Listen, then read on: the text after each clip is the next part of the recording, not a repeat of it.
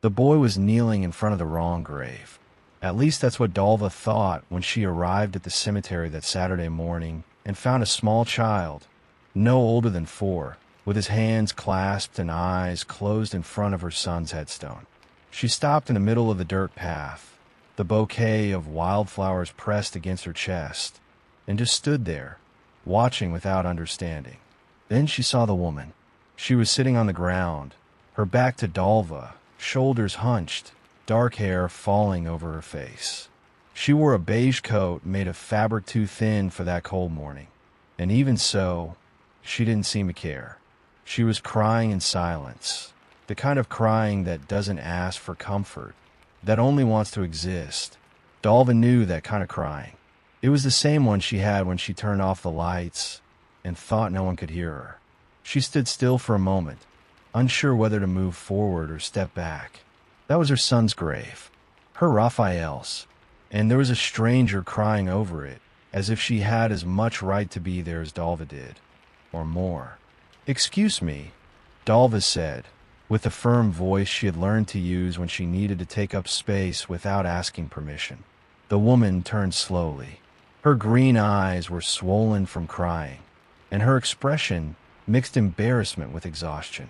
She was young, early 30s, maybe, beautiful in a way that didn't depend on effort, and clearly, she hadn't expected to find anyone there. "I'm sorry," she said, struggling to stand. "I didn't know that." "This is my son's grave," Dalva said before she could finish. The silence that followed was heavy. The boy opened his eyes. He looked at Dalva with a seriousness that was strange for such a small child, and then he did something that made her heart stop. He brought his hand to his neck and pulled at the air, as if adjusting an invisible necklace. It was a specific gesture, almost private. Rafael had done that since he was a child, whenever he was nervous or thoughtful. Dalva had never seen anyone else do it. Never. She looked at the woman, then at the boy, then at the headstone where the name of the son she had buried 2 years earlier, at 31 years old, far from home, far from her, was engraved. Rafael Andrade de Silva, loved and remembered. "How did you know my son?" Dalva asked. The woman opened her mouth, closed it, squeezed the boy's hand tightly. "It was a long time ago," she finally said, her voice breaking. But there was something in those green eyes that said it wasn't quite like that it hadn't been that long, that there was an entire story hidden in that silence, and that she knew very well she was standing in front of the mother of the man she had loved. Dalva wasn't a woman of many words.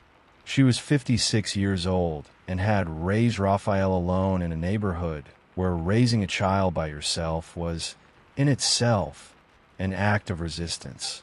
She had worked as a nursing assistant for 20 years and had learned that the truth always shows up at the wrong time.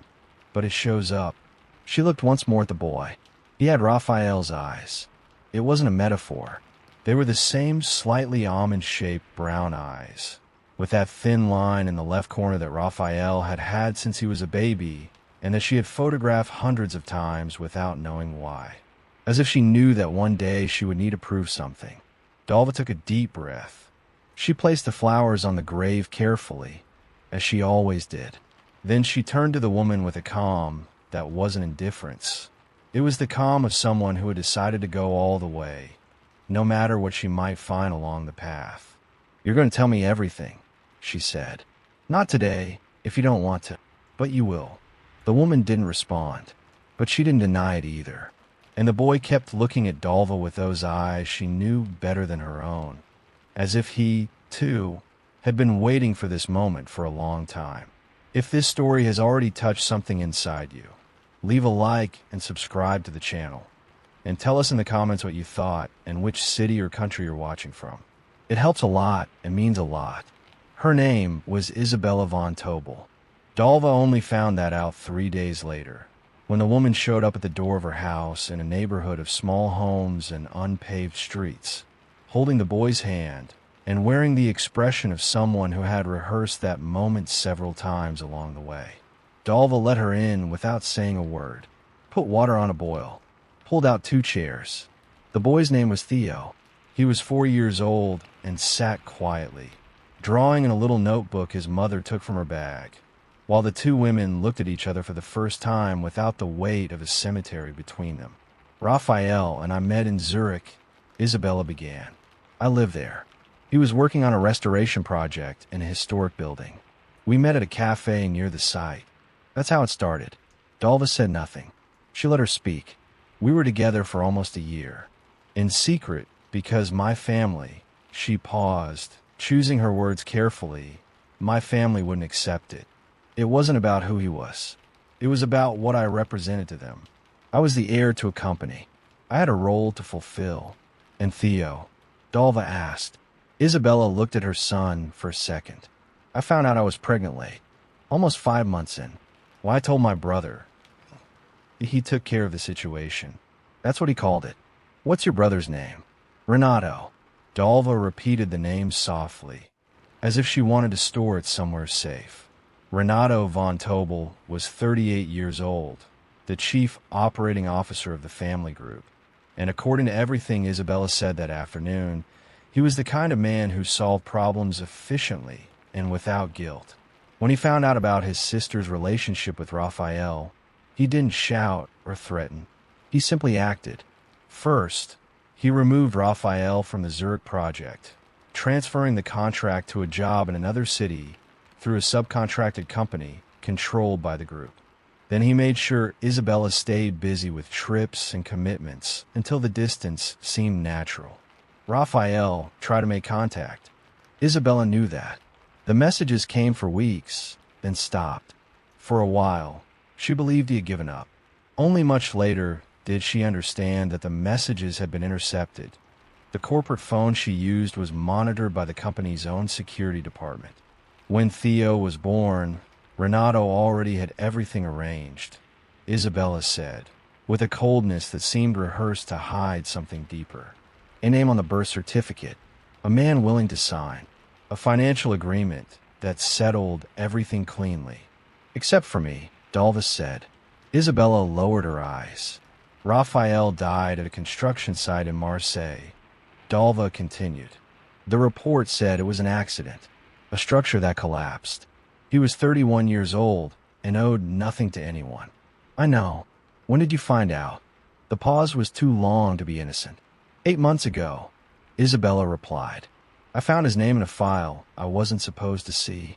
It was part of a list of terminated contracts that went through Renato's department during that period. Rafael's name was there, with a note next to it. What note? Isabella opened her bag, took out an envelope, and placed it on the table. Dalva didn't open it right away. She stared at it like someone who knows that once it's opened, there's no closing it again. It says, "Matter resolved," Isabella said quietly. The kitchen fell silent. Outside, a dog barked once and stopped. Theo kept drawing, unaware, his tongue sticking out in concentration, just like Rafael used to do as a child, and that resemblance hurt Dalva in a way that had no name. She opened the envelope. It was a copy of an internal email. Short, dated 3 weeks before Rafael's death. The sender was Renato von Tobel. The subject line read only. Contract transfer, priority. The content was technical, bureaucratic, almost boring. But there was a line at the end, almost like an addendum, that was neither technical nor bureaucratic. Ensure that the process is irreversible.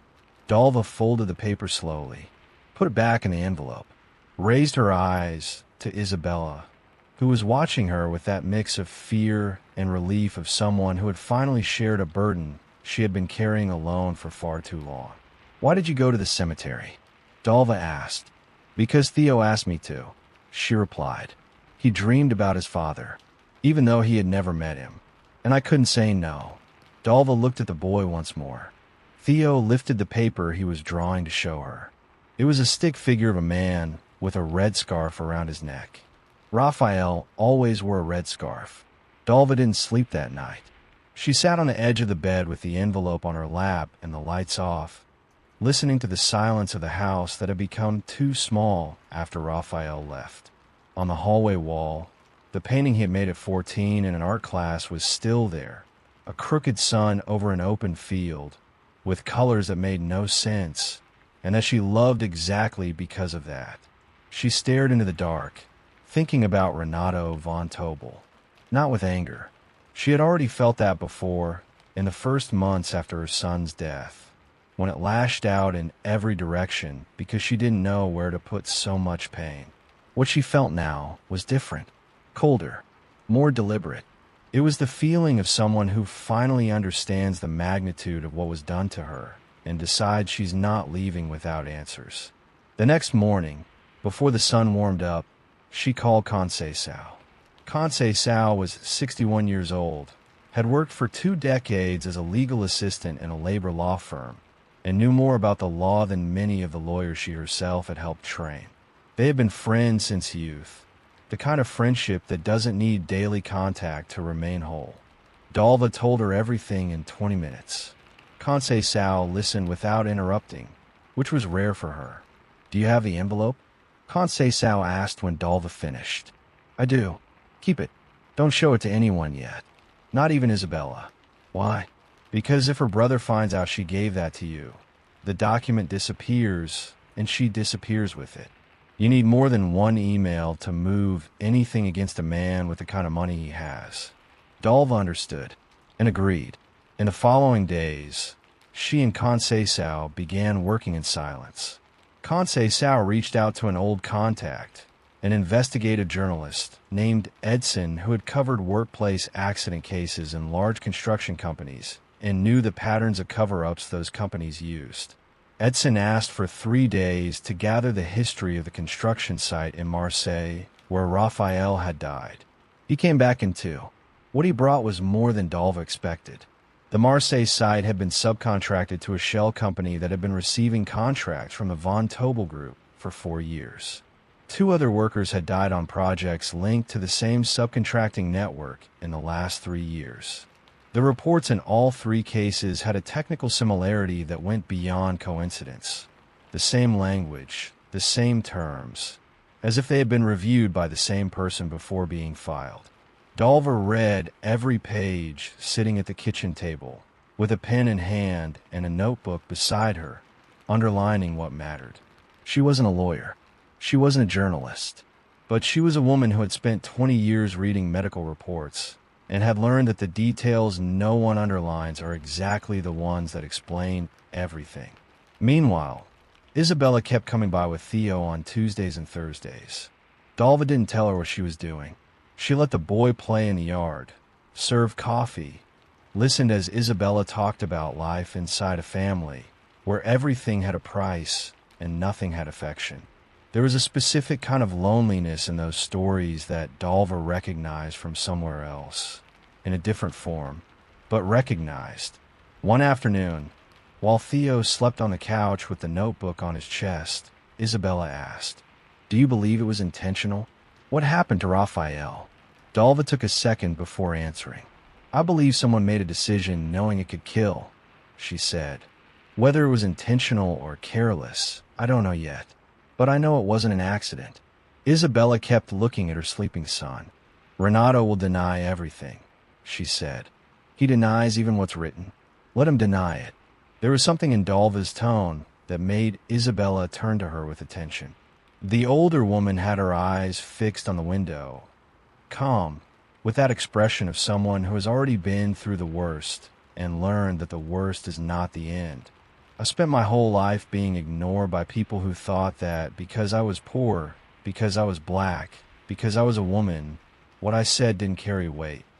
Dalva said slowly, "I let a lot of things go because I couldn't prove them, or because I couldn't reach them. This time I can reach it." Conceição called that night with news. Edson had located a former employee of the subcontracted company in Marseille, a man named Armand, who had resigned 2 weeks after Rafael's death and had never signed a confidentiality agreement the company sent afterward. He was willing to talk. Dalva wrote down the name, closed the notebook, and for the first time in 2 years, she felt that the ground beneath her feet was solid. Armand spoke for 2 hours. Conceição recorded everything with his authorization, sitting at a bar table in Lyon where Edson had arranged the meeting. Dalva listened to the recording 3 times that same night, with earphones in and her notebook open, pausing at every detail she needed to fix in her mind. Armand had been the safety officer at the Marseille construction site. He was responsible for clearing or shutting down areas with structural risk. In the week Rafael died, he had formally flagged that a section of the second floor showed instability and needed to be reinforced before any work continued. The report was sent to the supervisor. The supervisor forwarded it to General Coordination, which was directly linked to the Von Tobel Group. The response came in less than 4 hours. Proceed according to schedule. Armand asked for written confirmation. He received a phone call instead. A voice he didn't recognize said the delivery deadline had been brought forward by decision of the main client, and that any delay would generate severe contractual penalties. 2 days later, Rafael and another worker entered the area. The structure gave way at the end of the afternoon. The other worker left with a broken arm. Rafael did not leave. When Armand tried to include in the final report a mention of the risk report he had submitted, the document was returned with a note asking for that part to be removed for being irrelevant to the case's conclusion. He removed it, signed it, and spent the following months trying to forget that he had done so. When the company sent the confidentiality agreement, it was the first time he said no to something. Edson turned all of that into a written piece in less than a week. It was dense material, with documentation, chronology, and Armand's recording as its foundation. Before publishing, by protocol, he sent a request for official comment to the Von Tobel Group. That's when everything changed direction. Renato Von Tobel didn't wait for publication. The morning after the request was sent, Isabella received a call from her brother that lasted 40 minutes. She didn't reveal the contents of that conversation right away, but she showed up at Dalva's house that afternoon with red eyes and slightly trembling hands. "He knows it was you," Isabella said. "I figured he would. He said he's going to involve the lawyers. That the journalist has nothing concrete. That Armand is a resentful former employee, and that any case will be dismissed before it gets anywhere." Dalva placed a cup of tea in front of her. "And you?" she asked. "What did you tell him?" Isabella wrapped both hands around the cup. She stayed silent for a moment. "I told him I had more." Dalva raised her eyes. 2 years ago, Isabella continued, when Theo was 2, I found in a physical folder in my father's office a series of internal transfers. I didn't understand them at the time. I took photos because it seemed strange and stored them at the back of an external hard drive that's in my apartment in Amsterdam. When I started to understand what had happened to Rafael, I went to get them. She opened her phone and showed Dalva. They were photographs of financial documents, transfers between the Von Tobel Group and the subcontracted company, with dates that matched exactly the period when Rafael had been transferred to Marseille. There was a contractual addendum with a deadline clause that made the accelerated schedule a formal obligation, the same schedule that had forced workers into a restricted area. It wasn't proof of intent to kill. It was something different, and in some ways worse. It was proof that Rafael's death had been the direct result of an economic decision made by people who knew the risk and chose the deadline. Edson published the report on a Friday morning. By the end of the day, it had been republished by 14 outlets in 4 countries. On Monday, the French Public Prosecutor's Office confirmed the opening of an investigation into the conditions of the Marseille construction site. On Tuesday, 2 minority shareholders of the Von Tobel Group issued a statement calling for Renato's immediate removal from the board while the investigations were ongoing. Renato Von Tobel left his position on a Wednesday afternoon through a 2-line statement that contained no apology. Dalva was at home when Conceição called to tell her. She didn't celebrate. She sat in the same place where she had first read the email, with a notebook closed on her lap, and remained quiet for a length of time she herself couldn't measure. Outside, Theo was playing the yard with a red ball. She looked at him through the window and thought that Rafael would never know, and that somehow, for some reason she couldn't explain, all of it was still for him. Winter came early that year. Dalva woke up one November morning to the smell of rain coming through the half-open window and stayed in bed for a few minutes listening to the sounds of the street. It was an ordinary sound, the same as always: a motorcycle passing, a child calling someone, a dog answering from distance. Life continuing at its indifferent pace, as it always does, regardless of what happens inside houses.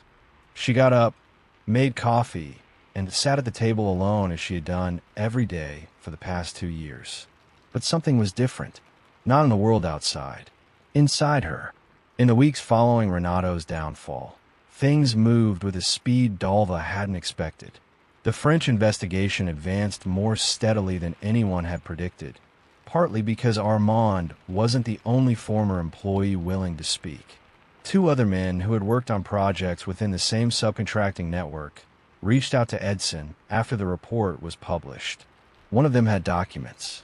The other had a good memory and the willingness to use it. The case would still take time. Conceição had been clear about that from the beginning. Justice in cases like that didn't come quickly or cleanly. It came in pieces, with delays and appeals and technical language that turned human pain into paragraphs of a legal process. But it came, and this time, there were enough people to sustain it all the way through. Isabella formally entered as a witness. It was a decision that cost her dearly within her own family.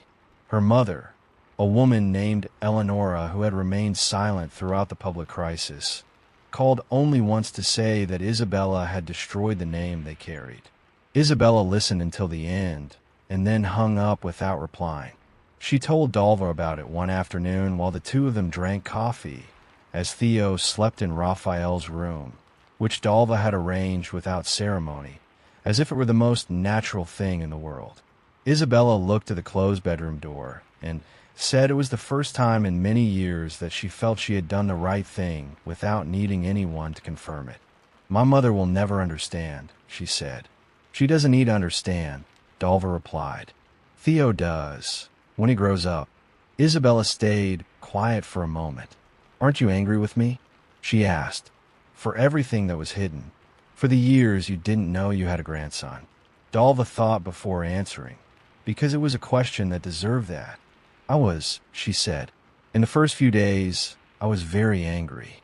Not at you specifically, at everything. At how things work, at how certain people manage to erase others and move on without even realizing the magnitude of what they've done." She paused, looked at the cup. "But anger doesn't give anything back. It never has. What brought me here is something else." "What?" "Stubbornness," Dalva said, and there was a trace of genuine humor in it, the first in a long time. Isabella smiled, and it was a different smile from the previous ones, without the weight of guilt that had marked their first meetings. In December, on a Saturday with a clear sky and dry cold, the 2 of them went together to the cemetery. Theo walked ahead, holding a sunflower he had chosen himself at the flower shop, with the seriousness Dalva had already learned to read as affection. He stopped in front of the headstone, placed the flower carefully, and stayed quiet for a moment that seemed longer than it was. Then he turned to Dalva and asked if his father had liked sunflowers. She felt the familiar tightness in her chest, the one that hadn't gone away and probably never would.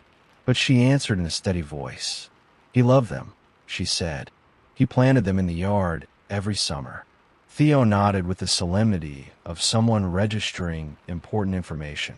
Then he took Dalva's hand naturally, as if it were an old gesture between them, and stood looking at the name engraved on the stone. Dalva let his hand remain in hers, and looked as well. There was something she had learned in those 2 years, not from books, not from advice, but in the hardest way there is, which is by living. That loss has no deadline. That justice doesn't erase pain. That the people the world treats as invisible carry stories that matter just as much as any other. And that when those stories come to light, many things that seem solid reveal themselves to be nothing more than a facade. Rafael had been treated as disposable by people who had never truly known his name. Now everyone knew, and the son he had left in the world was standing there, holding a sunflower, learning that his father had existed and mattered and was loved. Sometimes that's what remains, and sometimes that's enough to keep going. If this story touched you in any way, leave a like, subscribe to the channel, and tell us in the comments what you thought and which city or country you're watching from. Every comment truly makes a difference.